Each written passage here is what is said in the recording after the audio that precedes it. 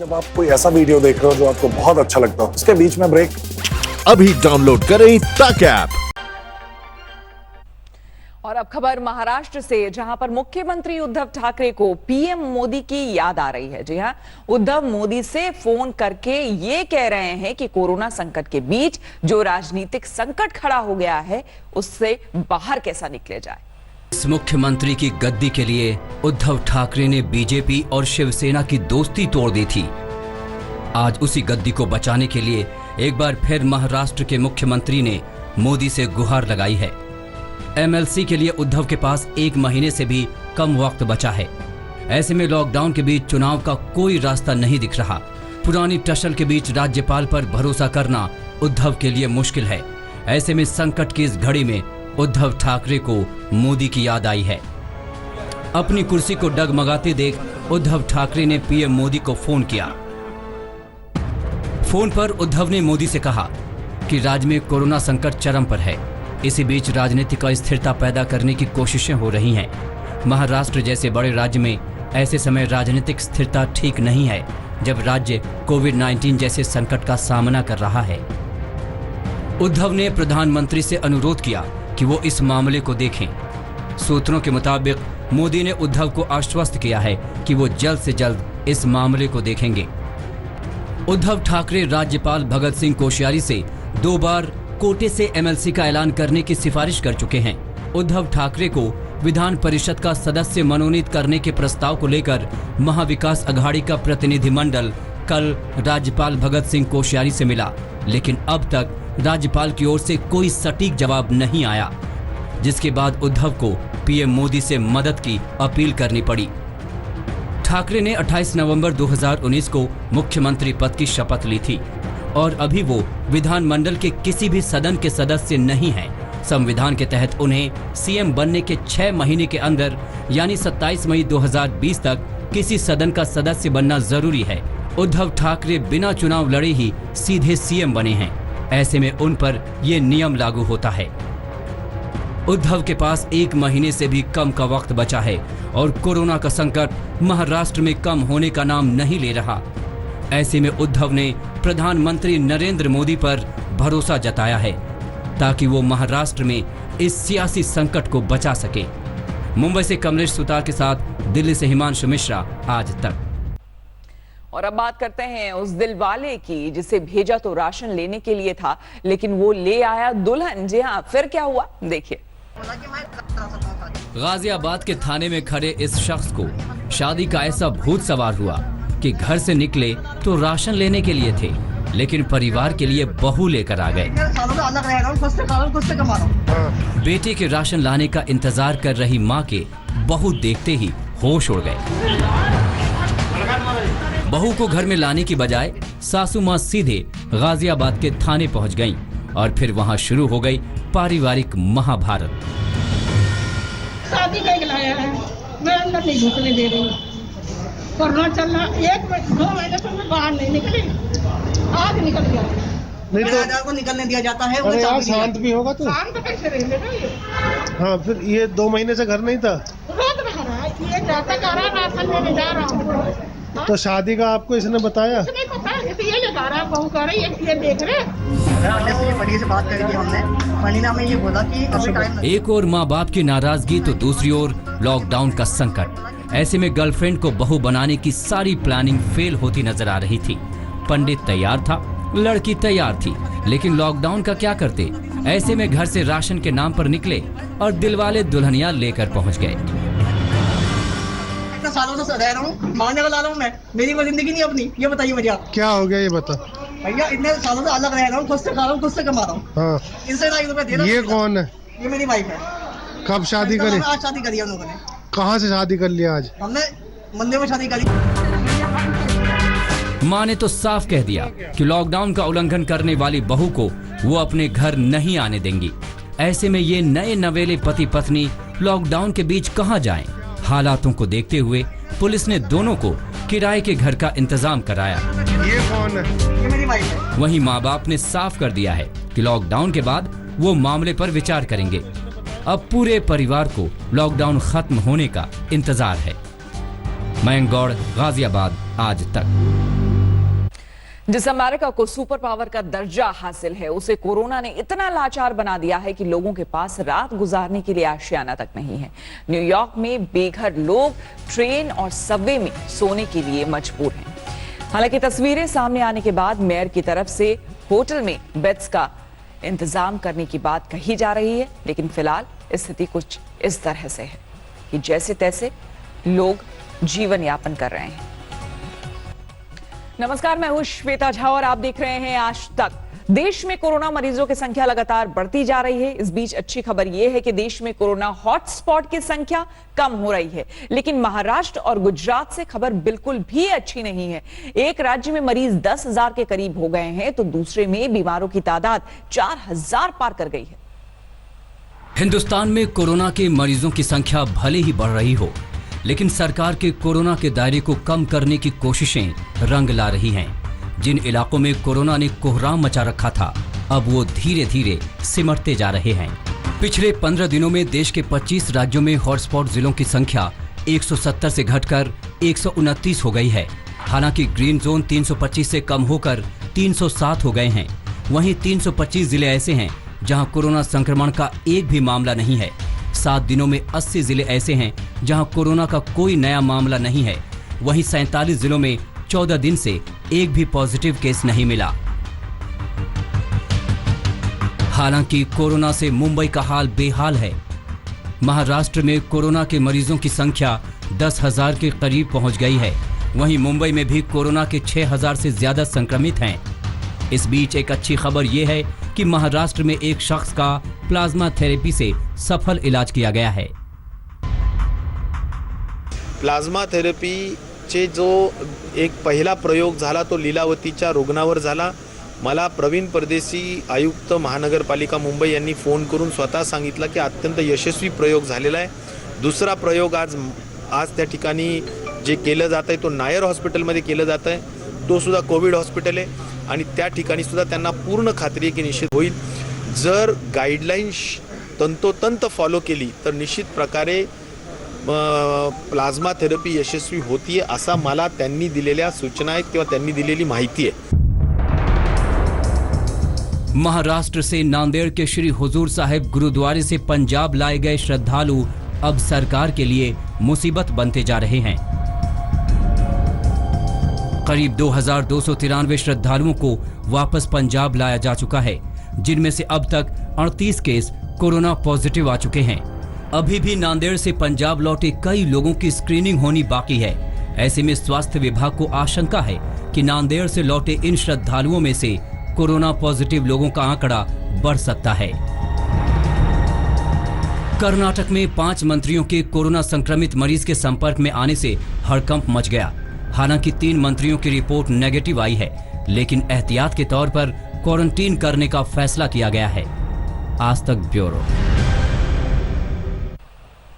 उधर गृह मंत्रालय ने अलग अलग राज्यों में फंसे मजदूरों, छात्रों और पर्यटकों के लिए नई गाइडलाइंस जारी की है। वहीं 4 मई से कुछ रियायत देने का भी इशारा किया गया है। इस बीच पंजाब सरकार ने 17 मई तक कर्फ्यू बढ़ाने का फैसला किया है। दिल्ली और मुंबई में लॉकडाउन के दौरान मजदूरों की इस भीड़ ने पूरे हिंदुस्तान में हड़कंप मचा दिया था।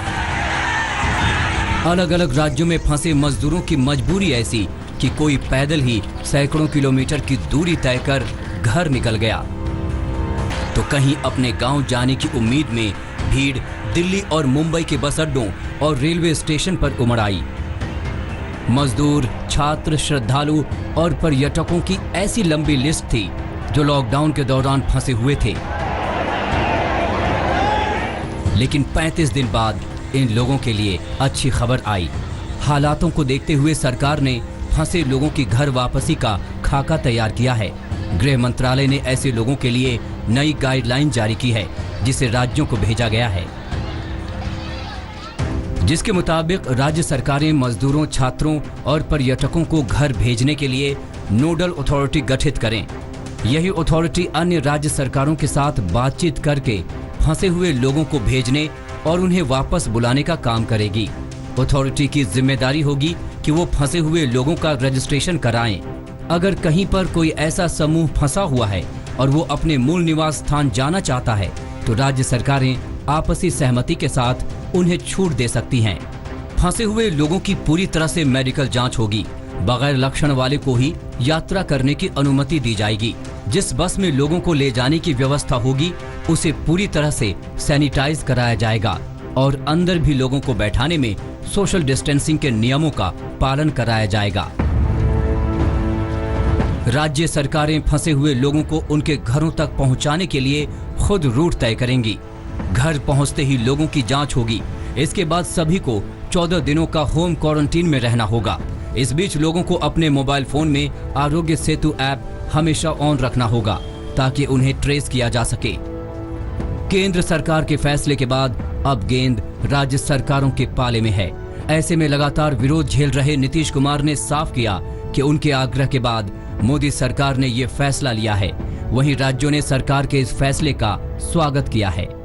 मुंबई हो या दिल्ली हो या कोटा हो, बेंगलोर हो, जहां भी बिहार के छात्र जो फंसे और जो आना चाहते हैं, और बिहार के लाखों मजदूर जो चेन्नई से लेकर केरल से लेकर दिल्ली, गुजरात, हर राज्य में जो बिहार के मजदूर जो घर आना चाहते हैं, उनके आने का मार्ग प्रशस्त हो गया है। दिशा निर्देश आया है, कई शर्तों के साथ आया है। इसमें भी कई चीजें हैं। इस पर कुछ नियम कायदे बनाए जाएंगे। केंद्र से भी सहयोग हम लेंगे। जब इंटर स्टेट मूवमेंट की इजाजत दिए है मिनिस्ट्री ऑफ होम अफेयर्स, सबसे ज्यादा अगर कोई खुशी होगी तो ये सारे माइग्रेंट लेबर्स और फंसे हुए लोग। गृह मंत्रालय ने तो हरी झंडी दे दी है, लेकिन अब राज्य सरकारों के सामने चुनौती उन लोगों को वापस लाने की है जिसके लिए पूरा खाका तैयार करना है। दूसरे राज्यों से बात करनी है, ऐसे लोगों की लिस्ट तैयार करनी है और उनको लाने ठहराने और खाने का इंतजाम देखना है। इस बीच राजस्थान के सीएम अशोक गहलोत ने स्पेशल ट्रेन चलाने की बात कही है, जिनके मुताबिक बिना ट्रेन के मजदूरों को ले जाना संभव नहीं है। वहीं इससे पहले उद्धव ठाकरे भी स्पेशल ट्रेन चलाने की बात कह चुके हैं। हालांकि सरकार की ओर से अब तक ट्रेन चलाने की बात सामने नहीं आई है। ऐसे में अभी सिर्फ बस का विकल्प दिख रहा है जिसमें इन मजदूरों को ले जाना होगा। सरकार के इस फैसले से करीब 10 लाख लोगों को राहत मिलने वाली है।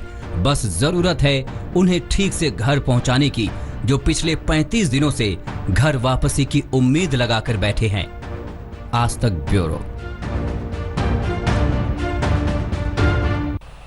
और अब बात उन लोगों की जिन्हें लॉकडाउन मजाक लगता है। राजस्थान के जिस शहर में एक दिन में सबसे ज्यादा मामले आए, वहां लोगों ने इकट्ठा होकर मस्जिद में नमाज पढ़ी, जिसके बाद पुलिस को लाठीचार्ज भी करना पड़ा। कई और दूसरी जगहों पर भी लॉकडाउन तोड़ने वालों को डंडों से समझाया गया। मस्जिद से निकलती भीड़ और बाहर डंडों से स्वागत करते पुलिसकर्मी। किसी को घेर कर पीटा तो किसी को दौड़ाकर। खुदा को मस्जिदों में ढूंढ रहे इन चंद नासमझों को डंडों की भाषा से समझाने की कोशिश की जा रही है। कोरोना की वजह से दुनिया थम गई है। मक्का मदीना से लेकर मंदिर, चर्च, गुरुद्वारे बंद हो गए। लगातार घर से नमाज पढ़ने की अपील की जा रही है, लेकिन ये बात शायद इन्हें डंडे खाकर ही समझ आएगी। कोरोना और लॉकडाउन के चलते रमजान में जोधपुर के मुस्लिम समाज के सभी मुफ्ती और मौलवी द्वारा रमजान के महीने के दौरान सभी मुस्लिम समाज के लोगों को घरों में रहकर ही नमाज अदा करने की अपील की गई थी। लेकिन कुछ लोग अभी भी सोशल डिस्टेंसिंग और धारा 144 के नियमों का पालन नहीं कर रहे हैं। पुलिस को सूचना मिली कि इलाके की एक मस्जिद में एक साथ नमाज पढ़ी जा रही है, जिसके बाद पुलिस ने वहां पहुंचकर मस्जिद खाली कराई और वहां मौजूद लोगों पर लाठियां भांजी। सबसे बड़ी बात, जोधपुर में एक ही दिन में 52 कोरोना वायरस के मरीजों की पुष्टि होने से हड़कंप मच गया है। यहाँ 51 रोगी जोधपुर शहर और आसपास के हैं। वहीं एक ईरान से लाई गई भारतीय भी पॉजिटिव पाई गई हैं।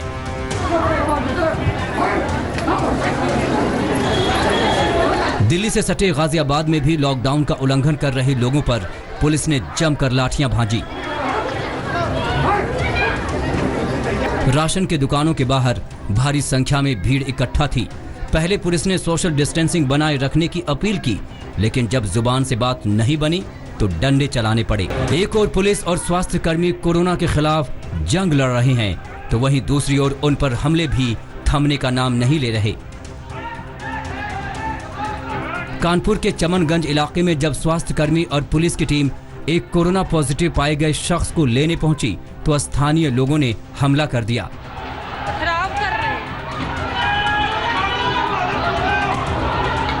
जिसके बाद स्वास्थ्य कर्मी और पुलिस की टीम को वहां से जान बचाकर भागना पड़ा। ये हालात तब है जब योगी सरकार स्वास्थ्य कर्मियों को निशाना बनाए जाने पर कड़ी कार्रवाई की चेतावनी दे चुकी है। इनमें से 4 की गिरफ्तारी की गई है, अन्य और टीमें भेजी गई हैं। इनके जो शेष हैं सबकी गिरफ्तारी की जाएगी, इसके बाद कठोर कार्रवाई की जाएगी। एपिडेमिक एक्ट के तहत इसमें NSA तक की कार्रवाई की जाएगी। कितने लोग अभी तक और हैं जो इसमें आपको लग रहा है होंगे? ये करीब 10-15 लड़के थे जिन लोगों ने ये पथराव किया। कोरोना वॉरियर्स पर हमला ये सीधे सीधे व्यवस्था को चुनौती देने जैसी स्थिति है और इसको किसी भी स्थिति में स्वीकार नहीं किया जा सकता। सुरक्षा कर्मियों पर, मेडिकल की टीम पर, स्वच्छता कर्मियों पर हमला कर रहे हैं, एक अक्षम्य अपराध है और इस प्रकार के कृत्य को कतई बर्दाश्त नहीं किया जा सकता। इसी को दृष्टिगत रखते हुए हम लोगों ने उत्तर प्रदेश में एपिडेमिक एक्ट में व्यापक संशोधन करने की एक कार्रवाई को आगे बढ़ाया है। बिहार के मोतिहारी में कोरोना संक्रमण को लेकर लॉकडाउन के बीच ग्रामीणों को सोशल डिस्टेंसिंग का पालन कराना पुलिस पर भारी पड़ गया। सड़क पर बेवजह घूम रहे युवक की पिटाई से गांव वाले भड़क गए और पुलिस पर हमला कर दिया, जिसमें आधा दर्जन से ज्यादा पुलिसकर्मी घायल हो गए, जिसमें महिला पुलिसकर्मी भी शामिल है। मामले में पुलिस ने 20 से ज्यादा लोगों को हिरासत में लिया है। इस मामले में SDPO और अन्य पदाधिकारी थाने से तुरंत वहां पहुंचे और उसके बाद गिरफ्तारी की भी कार्रवाई की गई है और काफ़ी संख्या में लोगों को 20 से अधिक की संख्या में लोगों को अभी तक हिरासत में लिया जा चुका है। हावड़ा में भी पुलिस टीम पर हुए हमले के बाद अब आरोपियों की धरपकड़ का काम शुरू हो गया है। पुलिस ने मामले में अब तक 14 लोगों की गिरफ्तारी की है। वहीं CCTV फुटेज खंगाली जा रही है। हालांकि मामले पर अब सियासत शुरू हो गई है। CM ममता बनर्जी और स्थानीय विधायक ने हिंसा के पीछे BJP की साजिश को बताया। हालांकि बंगाल पुलिस ने किसी भी साजिश से इनकार किया है। कोरोना संकट के बीच अच्छी खबर यह है कि देश में हॉटस्पॉट जिलों की संख्या घट रही है। अब आपको हम आंकड़ा दिखा रहे हैं पूरे देश में। देखिए किस तरह से टोटल मामले 31,787,